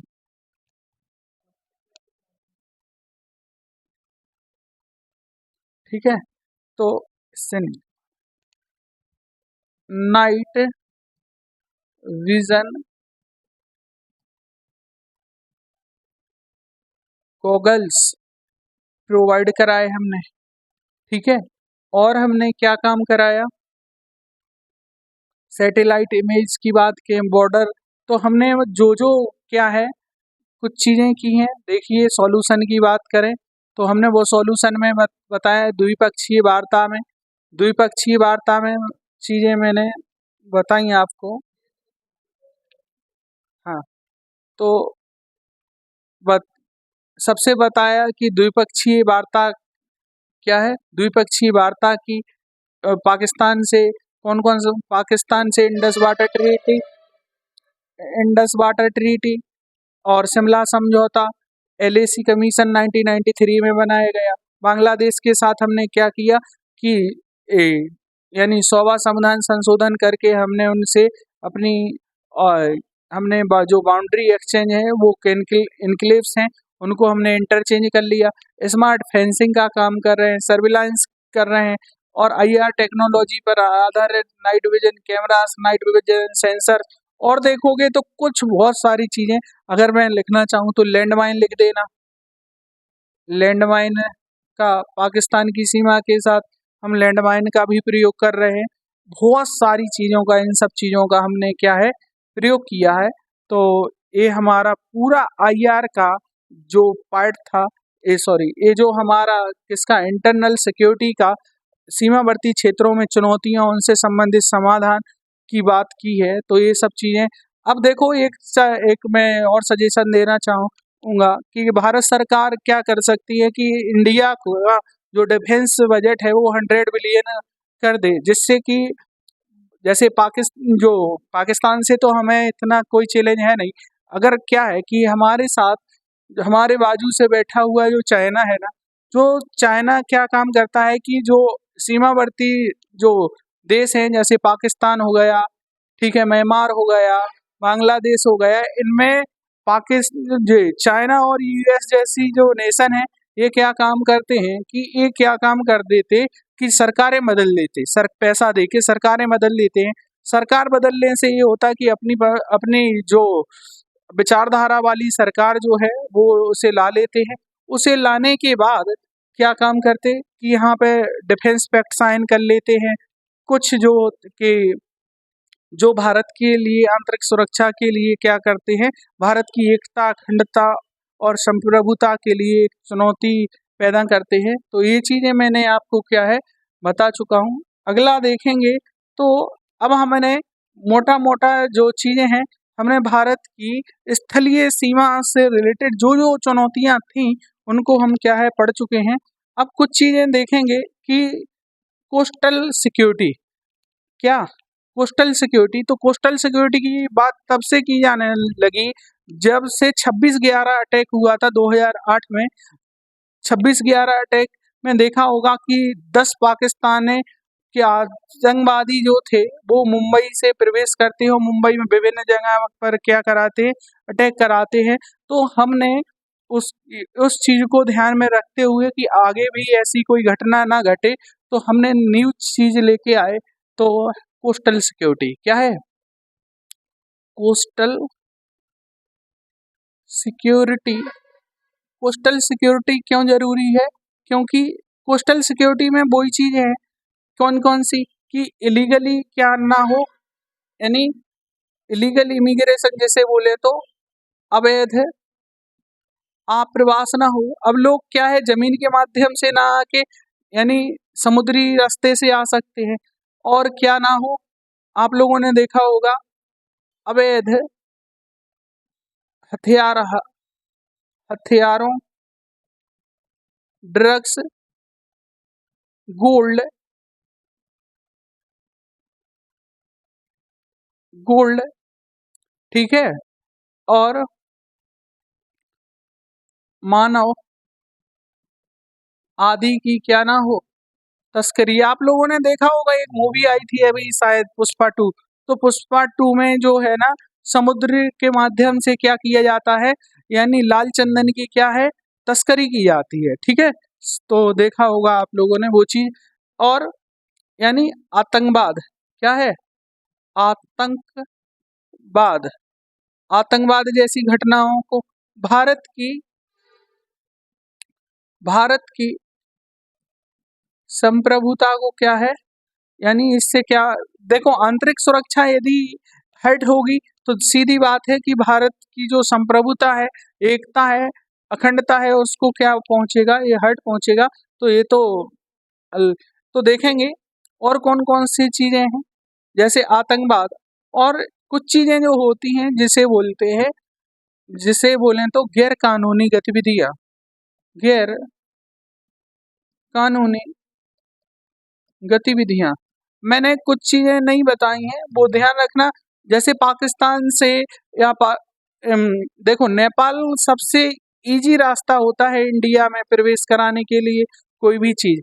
देखो जब नेपाल से अभी देखोगे तो कई उज्बेकिस्तान, कजाकिस्तान, किर्गिस्तान में इन देशों से जो है ना जो गर्ल्स लाई जाती हैं, उन्हें एक नौकरी का हवाला दिया जाता है कि आपको एक बहुत अच्छी नौकरी पे रखा जाएगा, कि आपको यानी $1 मिलियन का पैकेज दिया जाएगा। ऐसे झूठे झूठे वादे करके इन्हें नेपाल के माध्यम से इंडिया में प्रवेश कराया जाता है। इंडिया में देखोगे तो उन्हें प्रोस्टिट्यूट एरिया में वेश्यावृत्ति जैसी चीज़ों में लगा दिया जाता है। अभी आप लोगों ने देखा होगा कई केस हैं, कई इंटरव्यूओं में ऐसा देखा होगा, ठीक है। गैर कानूनी गतिविधियां, तो गैर कानूनी गतिविधियां में जब देखो ह्यूमन ट्रैफिकिंग होगी तो ह्यूमन ट्रैफिकिंग में क्या होगा कि एक मानव की तस्करी होगी, मानव को किसी गलत व्यवसाय में लगा दिया जाएगा, वही गलत व्यवसाय आप समझते हैं ना, ये सब चीजें रहेंगी, ठीक है। तो भारत की आंतरिक सुरक्षा, ठीक है, भारत की आंतरिक सुरक्षा में कोस्टल सिक्योरिटी क्यों महत्वपूर्ण है? क्योंकि देखो मैंने क्या बताया है कि 26/11 अटैक, क्या 26/11/2008 में, यानी मुंबई में क्या हुआ था, बम ब्लास्ट केस आए थे, तो उस समय से भारत सरकार ने बहुत सारी इन चीजों को निपटने के लिए कोस्टल सिक्योरिटी, क्या है, कोस्टल सिक्योरिटी को हमने ध्यान में रखा उस समय से। तो इसके लिए हमने क्या किया किया 3 लेयर सिक्योरिटी का प्रोवाइड कराई। क्या है 3 लेयर सिक्योरिटी? तो पहले जानेंगे, यहाँ देखोगे तो जब जैसे ये भारत है, तो भारत की बात करें कि भारत की कुल कोस्ट लाइन कितनी लगती है, तो कोस्ट लाइन की यदि बात करें तो वो लगभग 7516 किलोमीटर, कितनी, 7516 किलोमीटर इंडिया की कोस्ट लाइन है। जिसमें बात करें तो 9 स्टेट मिलेंगे, कितने, 9 स्टेट मिलेंगे और 4 यूटीस मिलेंगी, क्या मिलेंगी, 4 यूटी मिलेगी। ठीक, तो यदि हम बात करें तो पहला स्टेट कौन मिलेगा, ए है गुजरात, दूसरा कौन मिलेगा जिसका नाम क्या है महाराष्ट्र, तीसरा मिलेगा आपको यहाँ पे जिसका नाम क्या है गोवा। ठीक है, ये कर्नाटक और महाराष्ट्र के बॉर्डर पर एक छोटा सा राज्य है जिसे क्या बोले, गोवा। चौथा मिलेगा आपका कर्नाटक, पांचवा मिलेगा आपका केरल, छठा मिलेगा आपका तमिलनाडु, सातवां मिलेगा आपका आंध्र प्रदेश, आठवां मिलेगा जिसका नाम क्या है उड़ीसा, और नौवां जो मिलेगा आपका वो मिलेगा वेस्ट बंगाल। तो मैंने आपको क्या बताया कि भारत के कितने 9 राज्यों की सीमा लगती है, और जिसमें बात की जाए तो सर्वाधिक किसकी लगती है, तो सर्वाधिक सीमा लगती है वो लगती है गुजरात की, किसकी, गुजरात की। उसके बाद किसकी लगती है, वो लगती है फिर आंध्र प्रदेश की। ठीक है, ये आप लोगों ने ज्योग्राफी में पढ़ा होगा, मुझे पढ़ाने की जरूरत नहीं है। ठीक है, अगर बात की जाए कि भारत के कौन कौन से यूटी की लगती है, तो आप लोगों ने यहाँ नाम सुना होगा, एक लक्षद्वीप है, यहाँ देखोगे तो अंडमान निकोबार है, और तीसरा यदि आपने पढ़ा होगा तो यहाँ पे देखोगे तो यहाँ पे मिलेगा आपको पांडुचेरी, क्या मिलेगा, पांडुचेरी। पांडुचेरी के 4 जिले हैं, एक है माहे, एक है एनम, एक है कराईकल, और एक है पांडुचेरी खुद, क्या है, ठीक है, पांडुचेरी खुद। तो माहे मिलेगा आपको केरल में, एनम मिलेगा यहाँ। ठीक है, इस प्रकार से कौन कौन से हैं यूटी, तो 9 स्टेटों की बात तो हो चुकी है, यानी तो गुजरात, गुजरात के बाद चलोगे तो महाराष्ट्र, महाराष्ट्र के बाद गोवा, गोवा के बाद आओगे तो क्या मिलेगा कर्नाटक, कर्नाटक, कर्नाटक के बाद आओगे तो केरल, केरल, और केरल के बाद यदि आओगे तो मिलेगा तमिलनाडु, तमिलनाडु, तमिलनाडु के ऊपर जाओगे तो मिलेगा आपको आंध्र प्रदेश, आंध्र प्रदेश, आंध्र प्रदेश के ऊपर जाओगे तो मिलेगा आपको उड़ीसा, उड़ीसा, उड़ीसा के ऊपर जाओगे तो ऊपर मिलेगा जिसे बोले तो पश्चिम बंगाल। तो क्या हो गए हैं, गिनिए, 1 2 3 4 5 6 7 8 9, और हम यूटी की बात करें तो सबसे मिलेगा, सबसे पहले तो यहाँ गुजरात में आते हैं, तो गुजरात में यहाँ मिलेगा आपको, आप लोगों ने नाम सुना होगा दमन एवं दीव, क्या नाम सुना, यहाँ आप लोगों ने नाम सुना होगा दमन एवं दीव। ठीक है, और जैसे अब एक और जैसे वो अलग था उसे भी क्या है उसी के साथ मर्ज कर दिया गया, जिसे बोलते दादर नागर हवेली, क्या बोलते, दादर नागर हवेली। तो ये पूरा क्या हो गया, दादर नागर हवेली एवं दमन दीव, क्या है, Dadar Nagar Haveli and Daman and Diu, क्या हो गया,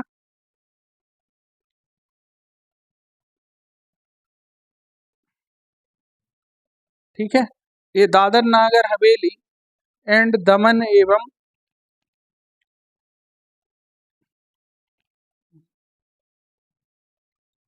दादर नागर हवेली और जिसे बोले तो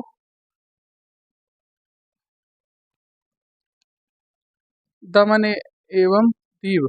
ठीक है, ये एक हो गया। दूसरा क्या हो जाएगा, जिसका नाम है पांडुचेरी।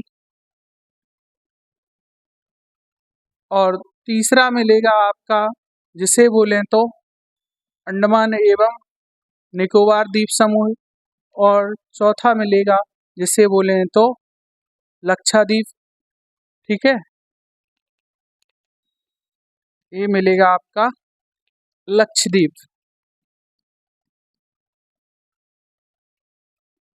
लक्षद्वीप आइल्स। तो देखिए चार ये हो गए हैं। तो हमने मोटी मोटी बात कर ली है। और हम बोले तो इनको किस किस नामों से जाना, और यदि बॉर्डर की बात की तो की जाएगी तो आपको सबसे कम वाला याद रखना है एज परस्पेक्टिव वनडे एग्जाम। तो और यदि यूपीएससी की तैयारी कर रहे हो तो दो तीन याद रख लेना। तो सबसे छोटा कौन मिलेगा आपका, गोवा। और सर्वाधिक की बात की जाए, सबसे बड़ा कौन मिलेगा, सबसे बड़ा मिलेगा आपको, तो सबसे बड़ा मिलेगा आपको, यानी एक नंबर पे मिलेगा आंध्र प्रदेश, दूसरे नंबर पे मिलेगा तमिलनाडु, तीसरे नंबर पे मिलेगा इस तरीके से। और लास्ट में कौन मिलेगा 90 नंबर पे, जिसका नाम क्या होगा, गोवा होगा। ठीक है, और यहाँ सबसे ज़्यादा सबसे बड़ा कौन मिलेगा, जिसका नाम क्या है, अंडमान निकोबार। ठीक है, और सबसे छोटा मिलेगा जिसका नाम क्या है, पांडुचेरी। ठीक है, ये चीज़ हो गई है। चलो ये चीज अब देखिएगा कौन कौन से बॉर्डर को किस किस नाम से जाना जाता है। तो ये चीज को एक बार अपन देख लेते हैं, फिर जानेंगे अपन कोस्टल सिक्योरिटी के बारे में। तो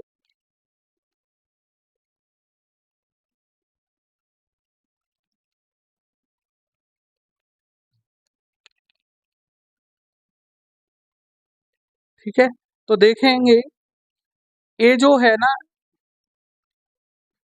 इसे बोलते हैं हम कच्छ ऑफ रन। ठीक है, इसे कच्छ कोस्ट बोलते हैं, इतने इसको बोलते हैं काठियावाड़ कोस्ट।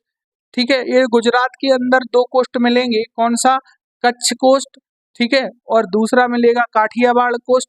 तीसरा जो होगा गुजरात और महाराष्ट्र के बॉर्डर से ये जो गोवा तक मिलेगा, जिसको बोलते हैं हम कोंकण कोस्ट। क्या बोलते, कोंकण कोस्ट। और यहाँ से गोवा से लेकर यहाँ केरल तक, जिसे बोला कर्नाटक के यहाँ पे, यानी कर्नाटक के अंदर जो मिलेगा उसे बोलते हैं हम क्या, कन्नड़ तट। ठीक है, इसे बोलते हैं हम मालाबार तट। ये जो मिलेगा आपको केरल में मिलेगा, इसके मैं यहाँ पे लिख देता हूँ। ये कहाँ मिलेगा, गुजरात। गुजरात ये कहाँ है, गुजरात। ये जो है आपका कहाँ है, ये जो है इसे गुजरात। और ये क्या है, महाराष्ट्र। और ये है कर्नाटक, ये है केरल। ठीक है, ये है तमिलनाडु। ठीक है, टीएन होगा तमिलनाडु। आप देखोगे तो ये जो बॉर्डर है इसे बोलते हैं हम कच्छ, इसे काठियावाड़।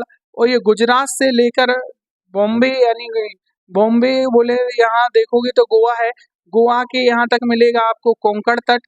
ठीक है, और कोंकण के बाद यहाँ गोवा से कर्नाटक, पूरे कर्नाटक, और ये जो केरल है ना, यहाँ इसे बोला जाएगा कन्नड़ तट। केरल में इसे बोलते मालाबार तट। ठीक है, और मालाबार के कोस्ट पे आपका होमवर्क है, ये मालाबार तट की झीलों को किस नाम से जाना जाता है। इतना हिंट दे रहा हूँ, इसका नाम का से शुरू होता है, क्या होता है, इस का से शुरू होता है। ये जो देखोगे तो केरल के बॉर्डर से, और ये जो आधे आंध्र प्रदेश तक के बॉर्डर, यहाँ बोले तो कौन सी नदियों का दुआब है, यहाँ एक नदी है जिसका नाम है कावेरी। क्या है, कावेरी नदी, कावेरी नदी डेल्टा। कावेरी नदी डेल्टा तक ये जो मिलेगा, इसे बोलते हैं हम कोरोमंडल तट। आप लोगों ने सुना होगा कि कोरोमंडल तट पर कब वर्षा होती है, ये भी आपका हो। ठीक है, ये भी। और इसके बाद इसे बोलते हैं नॉर्दर्न सरकार, जिसे क्या बोल, नॉर्दर्न सरकार तट। और इसके बाद आपको ये मिलेगा उत्कल तट। ठीक है, इसके बारे में कुछ जो है ना मैंने आपको बेसिक जानकारी दे दी है। कल मैं आपको बताऊंगा 3 लेयर सिक्योरिटी, यानी कोस्ट गार्ड के लिए 3 लेयर सिक्योरिटी, और ये नेक्स्ट टॉपिक शुरू करूंगा मैं किसमें, इसी आईएएस में, इंटरनल सिक्योरिटी में। जो भी आपके शेड्यूल में होगा उसी के हिसाब से आपकी नेक्स्ट क्लास वो होगी। और मैं पहले आपको बता दूंगा कौन सी चीज़ें, आपको ये चीज़ें मैं आपको बता दूंगा कि कोस्टल सिक्योरिटी में कौन कौन सी चैलेंज हैं, कौन कौन चैलेंज में अभी मैं बता चुका हूँ, उनको मेजर टैकल करने के लिए कौन कौन से भारत सरकार ने कदम उठाए हैं, वो सारी चीज़ें, जैसे सागरमाला परियोजना, सागर, और जैसे 3 लेयर सिक्योरिटी, ये सब चीज़ें जानेंगे। और आज के लिए धन्यवाद। Thank you. God bless you.